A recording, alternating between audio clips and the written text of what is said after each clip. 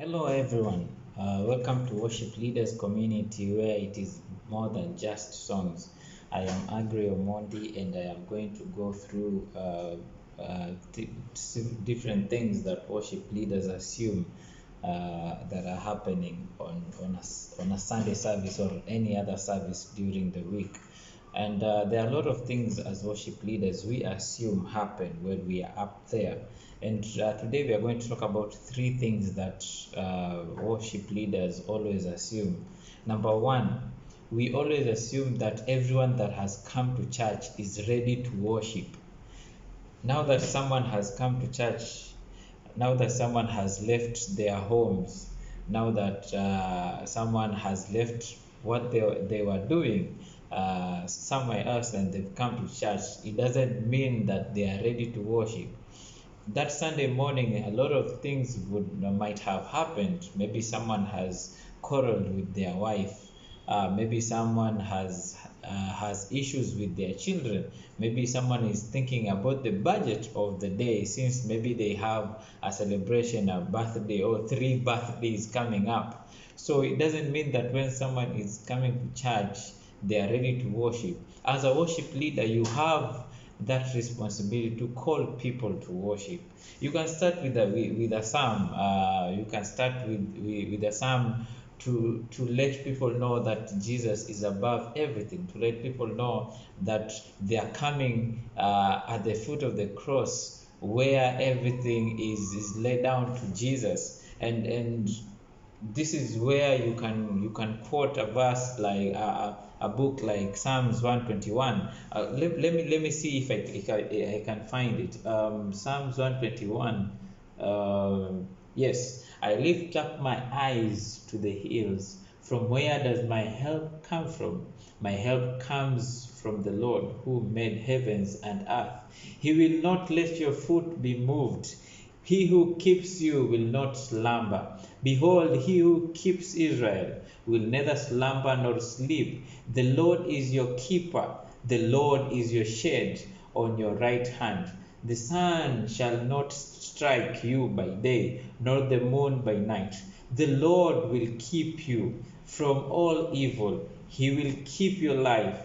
The Lord will keep you going out and you coming in from this time forth and forevermore. So if you read this before you start leading worship, you ought to let people know that the Lord is with them, that the Lord is in control of everything. So let's stop assuming that everyone that comes to church is ready to worship. Okay, so number two, the second assumption is these people don't like me. Okay, so if now that you've invited people to worship and read that beautiful psalm, it doesn't mean that it is a must for them to engage in worship. No, it is their choice to choose it is their choice if they will engage in worship or not. But it's not that if they are not engaging in worship, is that they don't like you as the worship leader up there. No one says that they don't like you. The fact that they are not engaging themselves, it is their choice. But as long as you have invited people to worship, you have read that beautiful psalm, the responsibility of them worshiping God is totally on let me say it is their responsibility. Yes, so it is their responsibility. You don't have anything to do with people who don't want to engage in worship. So I have an example. Our worship team, we had there's just someone somewhere who was constantly just being like this. You guys are singing and that person is like. So we thought, oh my God, how can we break through into the heart of this person through music? And to our surprise, this person came in and told us, you guys are doing a good job, and that song really blessed my heart. I'm like, okay, Okay, so this person was worshiping. It doesn't mean that if people are not engaged, is that they hate you. They don't hate you. It is their responsibility to engage in worship. If they don't engage themselves in worship, as long as you have invited them to worship, it is their choice, and it is now with them and their God. So assumption number three is that worship depends on me. Exactly, worship depends on me. So some of us are very gifted and are very talented.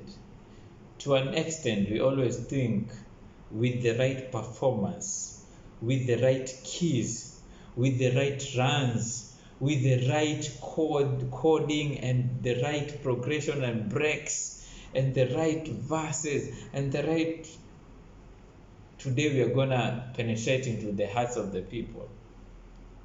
So that is a very dangerous thing, because if you think that worship depends on you, now you're starting to make yourself a god.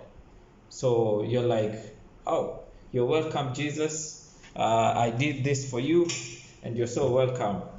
So yeah, it's all about me, man.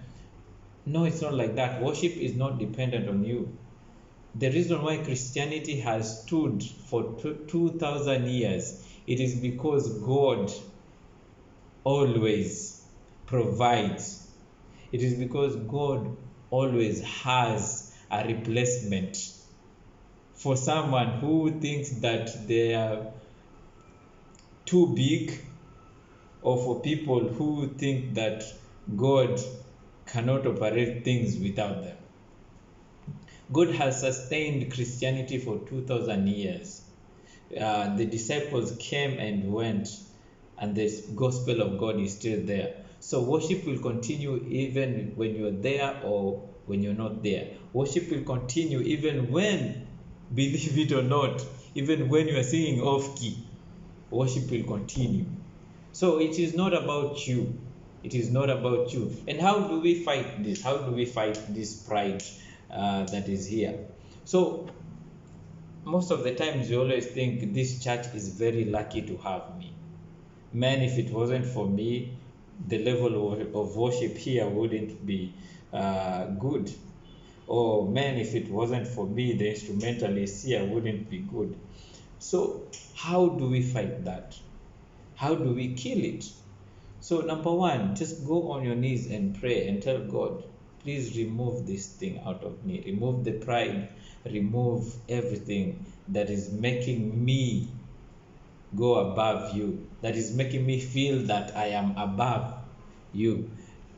Remove all the pride, remove everything that is me. Number two, you can just go and wash your disciples' feet, meaning you can come down from your status.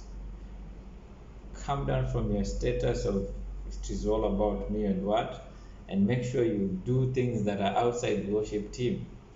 Maybe clean the cups that are being used on Sunday. Maybe clean the church on maybe Saturday before the Sunday service.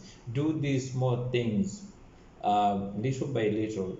It won't go out just like that, but if you pray enough and sincerely from the bottom of your heart, you want to get rid of it is all about me,